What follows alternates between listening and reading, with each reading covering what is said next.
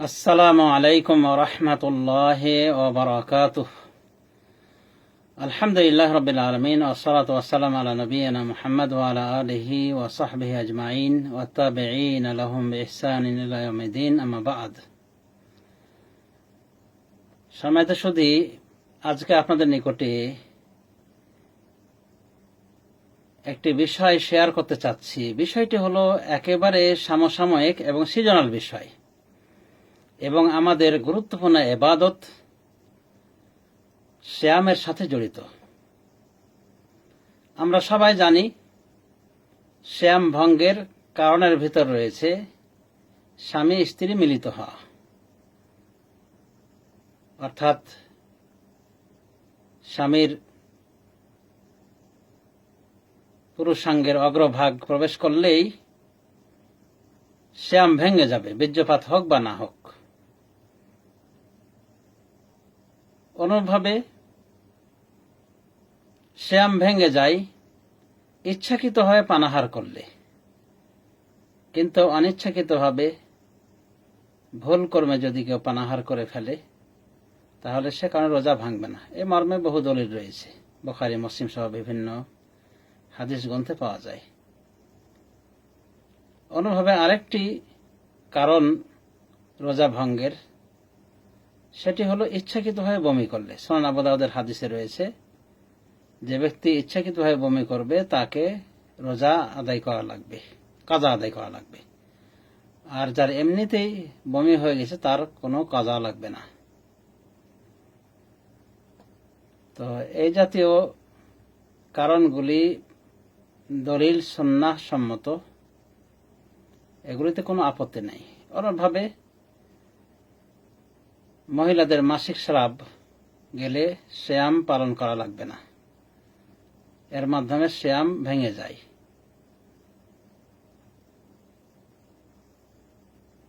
মাসিক স্রাব, মাসিক পিরিয়ড তো আমরা জানি। অনুভাবে বাচ্চা প্রসবোত্তর যে রক্তস্রাব যায় মা বোনদের, এটার কারণে রোজা ভেঙে যাবে, রোজা আদায় হবে না। তো এগুলি বলা যেতে পারে একেবারে প্রসিদ্ধ কারণ। অনুভাবে আরেকটি কারণ উল্লেখ করেছেন উলামায়ে কেরাম, যে যদি কেউ নিয়াত কেটে ফেলে, অর্থাৎ সিয়াম রাখবে না বলে বদ্ধপরিকর হয়, তাহলে তার সিয়াম ভেঙে যাবে। কারণ ইবাদত, সর্বপ্রকার ইবাদত নিয়াতের উপর নির্ভরশীল। আর সে নিয়াত কেটে দিয়েছে, সে মনে থেকে রোজার বিরতি দেওয়ার ইচ্ছা পোষণ করে ফেলেছে। তো যদি কেউ রোজা ভঙ্গের নিয়াত করে ফেলে পাকাপোক্ত, তাহলেও তার রোজা ভেঙে যাবে বলে উলামায়ে কেরাম উল্লেখ করেছেন। তো যা হোক, এগুলি সবই গ্রহণযোগ্য কারণ এবং দলিল সম্মত বলা যায়। যে কারণটি বিতর্কিত কারণ, এবং আমি মনে করি দলিলের আলোকে, বিশেষ করে যারা সহিহ হাদিসের অনুসারী, তাদের জন্য আমি মনে করি বিষয়টি খোলাসা হওয়া দরকার। বিষয়টি হলো একটি কারণকে কেন্দ্র করে, যে কারণটি সাধারণত আমরা লক্ষ্য করে দেখি আজ ফেসবুকে সহ বিভিন্ন মিডিয়াতে ভাইরাল হয়ে থাকে। সেটা হলো রোজা ভঙ্গের কারণ এই, এরপরে বলতে বলতে এক পর্যায়ে বলা হয়ে থাকে হেজামাহ, অর্থাৎ দূষিত রক্ত যদি মেশিনের সাহায্যে বের করা হয় সে কারণে রোজা ভেঙে যাবে।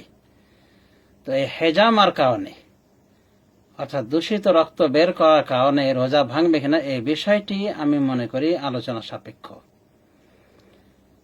অধিকাংশ উলামায়ে কেরাম তারা মনে করেন যে রোজা ভাঙবে না, কিছু উলামায়ে কেরাম মনে করেন রোজা ভেঙে যাবে। তাহলে অধিকাংশ উলামায়ে কেরাম যে দলিল পেশ করেছেন সেই দলিলগুলি আমরা দেখার চেষ্টা করি। তারা দলিল হিসেবে বেশ কয়েকটি হাদিস পেশ করেছেন, যেমন এখানে আমি উল্লেখ করব কয়েকটি হাদিস। একটি হলো রাসূলুল্লাহ সাল্লাল্লাহু আলাইহি ওয়াসাল্লামের ব্যক্তিগত আমল। বুখারী শরীফের হাদিসে রয়েছে রাসূলুল্লাহ সাল্লাল্লাহু আলাইহি ওয়াসাল্লাম থেকে বর্ণনা হয়েছে যে রাসূলুল্লাহ সাল্লাল্লাহু আলাইহি ওয়াসাল্লাম তিনি কি করতেন? সিয়াম অবস্থায় হেজামা করেছেন। বুখারী শরীফের হাদিসটি লক্ষ্য করুন। ইহতাজামান নবী সাল্লাল্লাহু আলাইহি ওয়াসাল্লাম ওয়া হুয়া সাইমুন ওয়াহতাজামা ওয়া হুয়া মুহরিমুন, নবী সাল্লাল্লাহু আলাইহি সাল্লাম সিয়ামের অবস্থায় হেজামা করেছেন, তিনি হেজামা করেছেন মুহরিম অবস্থায়। সহিহ বুখারী 1939 নম্বর হাদিস, সুনান আবু দাউদ 2372 নম্বর হাদিস, তিরমিজি 775 নম্বর হাদিস, ইবনে মাজাহ 1682 নম্বর হাদিস। যাই হোক, বুখারী বললে তো আর এগুলির প্রয়োজন হয় না, কারণ বুখারী হলো সর্বশ্রেষ্ঠ গ্রন্থ বাদা কিতাবিল্লাহ, আল্লাহর কোরআনের পরে সর্বশ্রেষ্ঠ গ্রন্থ হলো আল বুখারী। তো এই বুখারী শরীফে পাওয়া যাচ্ছে রাসূলুল্লাহ সাল্লাল্লাহু আলাইহি ওয়াসাল্লাম বিষয়ে যে তিনি কি করেছেন, ইহতাজামা ওয়া হুয়া সাইম, তিনি সিয়ামের অবস্থায় হেজামা করেছেন, অর্থাৎ দূষিত রক্ত বের করেছেন। তো দূষিত রক্ত বের করলে রাসূলুল্লাহ সাল্লাল্লাহু আলাইহি ওয়াসাল্লামের যদি সিয়ামের কিছু না হয়, তাহলে এটা সিয়াম ভঙ্গের কারণে আসবে কেন? আরেকটি হাদিস লক্ষ্য করে দেখুন, আন আবি সাঈদ আল খুদরি রাদিয়াল্লাহু আনহু قال رخص رسول الله صلى الله عليه وسلم في القبلة للصائم والحجامة। আবু সাঈদ খুদরি রাদিয়াল্লাহু আনহু বলছেন, রাসূলুল্লাহ সাল্লাল্লাহু আলাইহি ওয়াসাল্লাম সায়েমের জন্য চুম্বন অর্থাৎ স্ত্রী চুম্বন এবং হেজামার ক্ষেত্রে অনুমোদন করেছেন রাসূলুল্লাহ সাল্লাল্লাহু আলাইহি ওয়াসাল্লাম, মানে অব্যাহতি দিয়েছেন, ছাড় দিয়েছেন। হাদিসটিকে ইমাম দারাকুতনি এবং ইবনে খুজাইমা তার সহিহ ইবনে খুজাইমাতে উল্লেখ করেছেন। সহিহ ইবনে খুজাইমা দেখুন 1968 নম্বর হাদিসটিকে আল্লামা আলবানী রহমতুল্লাহ আলাইহি সহিহ বলেছেন। তো এখানে কি পাওয়া গেল? আবু সাঈদ খুদরি রাদিয়াল্লাহু আনহু বলছেন যে রাসূলুল্লাহ সাল্লাল্লাহু আলাইহি ওয়াসাল্লাম সায়েমের জন্য চুম্বন করা এবং হেজামা করার অনুমতি দিয়েছেন।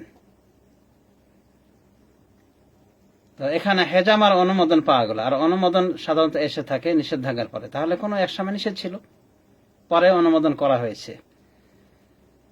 হ্যাঁ, তো হাজামার বিষয়ে তাহলে আমরা সাহাবী আবু সাঈদ খুদরির তথ্য থেকে জানতে পারলাম যে রাসূলুল্লাহ সাল্লাল্লাহু আলাইহি ওয়াসাল্লাম অনুমোদন করেছেন। তবে আমরা এতটুকু বলতে পারি যে হেজামা করাটা অর্থাৎ দূষিত রক্ত বের করা শরীর থেকে বা রক্ত বের করা শরীর থেকে যে কোনো কারণে, এটা আমরা বলতে পারি সিয়ামের অবস্থায় মাকরুহ, মানে না করাই ভালো, একটা অপছন্দনীয় কাজ, তবে করা যায় প্রয়োজনে। এটা আমরা কিভাবে বললাম এজন্য যে সাহাবী আনাসকে জিজ্ঞাসা করা হয়েছিল, হাদিসে এসেছে, আন আনাসিন সুইল আকুনতুম তাকরাহুনাল হিজামাতা লিস-সাইম, আনাস থেকে বর্ণিত, তাকে জিজ্ঞাসা করা হয়েছিল আকুনতুম তাকরাহুনাল হিজামাতা লিস-সাইম, আপনারা কি অর্থাৎ আপনারা সাহাবীরা কি সাইমের জন্য, রোজাদারের জন্য হেজামা করাকে মাকরুহ জানতেন, মানে ঘৃণিত জানতেন? ক্বাল লা, তিনি বললেন যে না, আমরা ঘৃণিত জানতাম না, ইল্লা মিন আজলি যাফে, তবে দুর্বলতার কারণে এটা অপছন্দ করা হতো, মানে যদি শারীরিক দুর্বলতা চলে আসে তো এই কারণে আমরা ওটাকে অপছন্দ করতাম। এই হাদিসটিকে ইমাম বুখারী রহমতুল্লাহ আলাইহি উল্লেখ করেছেন, সহিহ বুখারী 1940 নম্বর হাদিস। তাহলে এখানে সাহাবী আনাসের ইশারা পেলাম একবারে স্পষ্ট হবে, তাকে বলা হলো যে আপনারা কি ঘৃণা করতেন হেজামা করা সাইমের জন্য? তিনি বলেছেন না, একমাত্র মিন আজলি যাফে, দুর্বলতার কারণে, মানে যদি শারীরিক দুর্বলতার আশঙ্কা থাকে কারো ক্ষেত্রে বিশেষ করে, তো এটা তার জন্য মাকরুহ, তারপরে বলা হয়েছে ঘৃণিত কাজ, হারাম বলা হয়নি। তাহলে এগুলি হলো জমহুর উলামায়ে কেরামের দলিল। জমহুর উলামায়ে কেরামের দলিলগুলি দেখলাম যে বলিষ্ঠ এবং তাদের কয়েকটা দলিল সহিহ বুখারী থেকে নেওয়া হয়েছে। এবার আসুন যারা বলেন যে হেজামার কারণে সিয়াম ভেঙে যাবে, তাদের দলিল হলো রাসূলুল্লাহ সাল্লাল্লাহু আলাইহি ওয়াসাল্লামের হাদিস আফতার আল হাজিম ওয়াল মাহজুম, যে হেজামা করে এবং যার জন্য হেজামা করা হয় উভয়ে কি রোজা ভেঙে দিয়েছে। এর জবাব সম্পর্কে যদি আমরা দেখি জমহুর উলামা কি বলছেন, তাহলে আমরা দেখতে পাই অধিকাংশ উলামায়ে কেরাম বলেছেন যে এই হাদিসটা মানসুখ হয়ে গিয়েছে এই সমস্ত কারণে, নিম্নবর্ণিত কারণগুলির জন্য।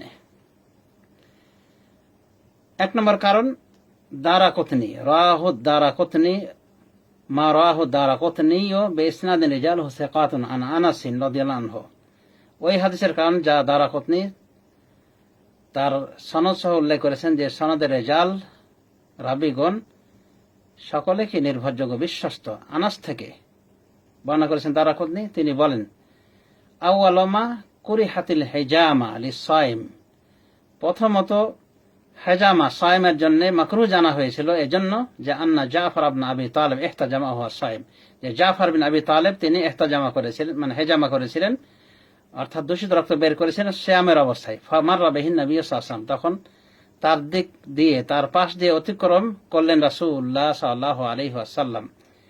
ফাকাল, এবং বললেন, আফতারা হাযানে, এই দুটো ব্যক্তি ইফতার করে ফেলেছে, অর্থাৎ রোজা ভঙ্গ করে ফেলেছে। সুম্মা রাখাসা নবী সাল্লাল্লাহু আলাইহি ওয়াসাল্লাম বাদু ফিল হিজামা, এরপরে রাসূলুল্লাহ সাল্লাল্লাহু আলাইহি ওয়াসাল্লাম হেজামাতে অনুমোদন করেছেন।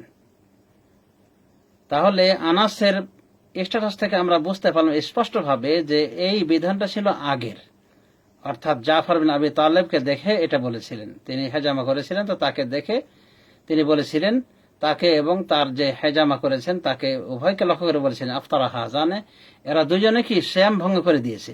এরপরে কি বলছেন সাহাবী আনাস, সুম্মা রাখাসা নবী সাল্লাল্লাহু আলাইহি ওয়াসাল্লাম বাদু ফিল হিজামা, এরপরে নবী সাল্লাল্লাহু আলাইহি ওয়াসাল্লাম হেজামার অনুমতি দিয়েছেন। তাহলে সিয়াম ভেঙে যাবে মর্মের হাদিসটা পূর্বের হাদিস, আর সিয়াম ভাঙবে না এটা হলো পরের বিধান। সাহাবী আনাসের বাণী থেকে আমরা বুঝতে পারলাম। অনুরূপভাবে আবু সাঈদ খুদরির যে হাদিসটি একটু পূর্বে আমরা উল্লেখ করেছি, সেটা কি, রাখাসা রাসূলুল্লাহ সাল্লাল্লাহু আলাইহি ওয়াসাল্লাম ফিল হিজামা, রাসূলুল্লাহ সাল্লাল্লাহু আলাইহি ওয়াসাল্লাম হেজামার অনুমোদন করেছেন। সেটা তো একটু পূর্বে আমরা পেয়েছি সহিহ হাদিসের আলোকে। তো যদি অনুমোদন হয়ে থাকে রাসূলুল্লাহ সাল্লাল্লাহু আলাইহি ওয়াসাল্লামের, তার মানে হলো যে আগে নিষেধ ছিল, আর নিষেধাজ্ঞার হাদিসটা আমরা জানতে পারলাম। সুতরাং আফতার আল হাজিম আল মাহজুম, এই হাদিস দিয়ে যে দলিল দেওয়া হয় যে হেজামা করলে, অর্থাৎ সিয়ামের অবস্থায় যদি রক্ত বের করা হয়, দূষিত রক্ত বের করা হয় মেশিনের সাহায্যে বা যে কোনো সাহায্যে, যে কোনো যান্ত্রিক সাহায্যে, তো সিয়াম ভেঙে যাবে, এ কথাটা সঠিক না। এটা কথা পূর্বের বিধান পরের বিধানে কি রহিত হয়ে গিয়েছে, এবং এই মর্মে দলিলগুলি আশা করি বুঝতে পেরেছেন যে বলিষ্ঠ দলিল। সুতরাং জমহুর উলামায়ে কেরাম যেটা বলেছেন সেটাই সঠিক মনে করি আমরা, হকের বেশি অনুকূল।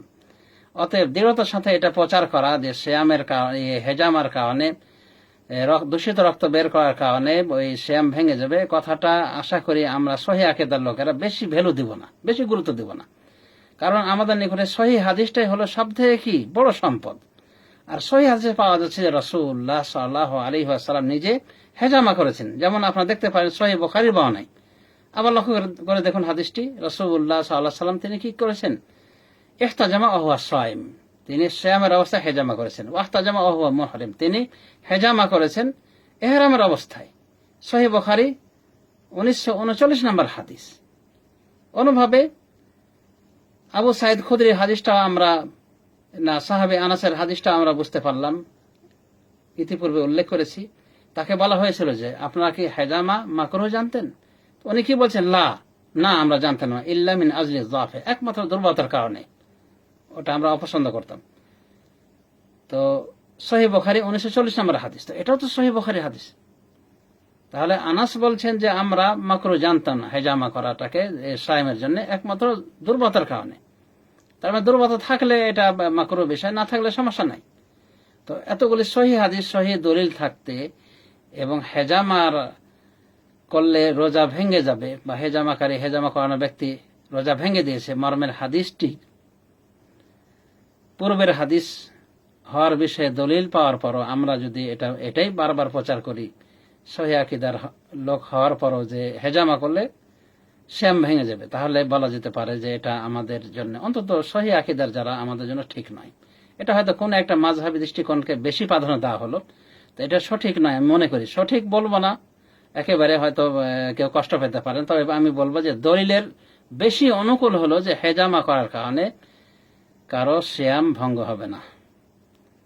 তবে যদি কেউ বিলম্বিত করে সেটাই হবে উত্তম। আর এটাকে কেন্দ্র করে আমরা বলতে পারি যে রক্ত যদি বের করা হয়, রক্ত ডোনেট করে যদি কেউ প্রয়োজনে, তাহলে করতে পারে, এবং এরপরে যদি তার শরীর স্বাস্থ্য ভালো থাকে, সমস্যা না হয়, তো তার সিয়াম ইনশাআল্লাহ সমস্যা হবে না। এই হেজামা সংক্রান্ত হাদিসের আলোকে আমরা বলতে পারি। তো যা হোক, আমরা যারা কোরআন এবং সহিহ হাদিসের দৃষ্টিভঙ্গিকে সর্ব প্রাধান্যে রাখি এবং এটাকে বেশি প্রাধান্য দিয়ে থাকি, মাযহাবের উপরও তাদের জন্য বিশেষ করে হেজামার বিষয়, এটাই আমি মনে করি হকের সব থেকে অনুকূল মাসালা, যে হেজামার কারণে অর্থাৎ মেশিনের সাহায্যে বা বিভিন্ন যান্ত্রিক সাহায্যে দূষিত রক্ত বের করার কারণে বা রক্ত বের করার কারণে বা রক্ত ডোনেট করার কারণে সিয়াম ভাঙবে না ইনশাআল্লাহ। হাযা ওয়া সাল্লাল্লাহু আলা নবিয়িনা মুহাম্মদ ওয়া আলা আলিহি ওয়া সাহবিহি আজমাইন। আসসালামু আলাইকুম ওয়া রাহমাতুল্লাহি ওয়া বারাকাতুহু।